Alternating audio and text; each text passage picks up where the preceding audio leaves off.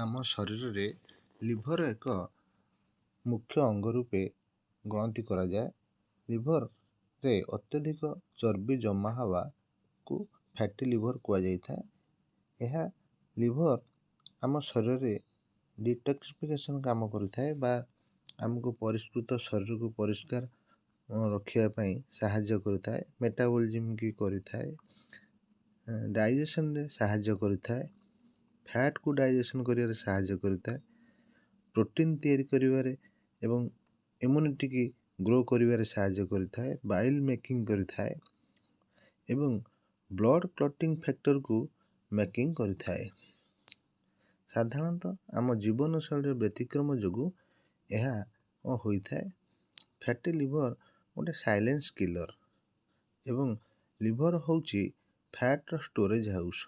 ଏଥିରେ ଅତ୍ୟଧିକ ପରିମାଣରେ ଯଦି ଆବଶ୍ୟକ ଠାରୁ ଅତ୍ୟଧିକ ପରିମାଣରେ ଚର୍ବି ଜମା ହୁଏ, ଏହା ସାଧାରଣତଃ ହୋଇଥାଏ।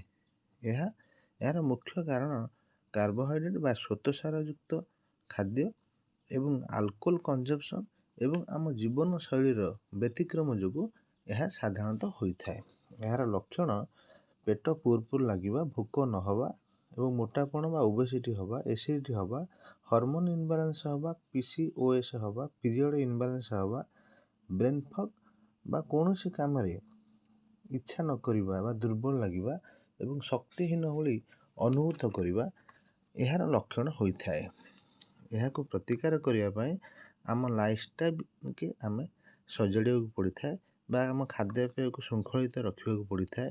ବିଶେଷ କରି ଫ୍ଲାକ୍ସିଡ୍, ରାଶି ସିଡ୍, ଅଲିଭ ଅଏଲ୍ ଏବଂ ଗ୍ରୀନ୍ ଟି ଏବଂ ବାଲାନ୍ସ ଡାଏଟ୍ ଏହାକୁ ଭଲ କରିବାରେ ସାହାଯ୍ୟ କରିଥାଏ ଏବଂ ଅତ୍ୟଧିକ ସୁଗାର ବା ଚାହା ଏବଂ ବଟର, ଘି, ଆଇସ୍କ୍ରିମ୍ ଆଦି ଠାରୁ ଦୂରେଇ ରହିବା ଆବଶ୍ୟକତା ଅଛି ଏବଂ ଖାଦ୍ୟରେ ଅତ୍ୟଧିକ ତେଲ, ମସଲାଯୁକ୍ତ ଖାଦ୍ୟ ଏବଂ ଫ୍ୟାଟ୍ ଯୁକ୍ତ ଖାଦ୍ୟ ଆଦି ଠାରୁ ଦୂରେଇ ରହିଲେ ଏହା ଭଲ ହୋଇଯାଇଥାଏ।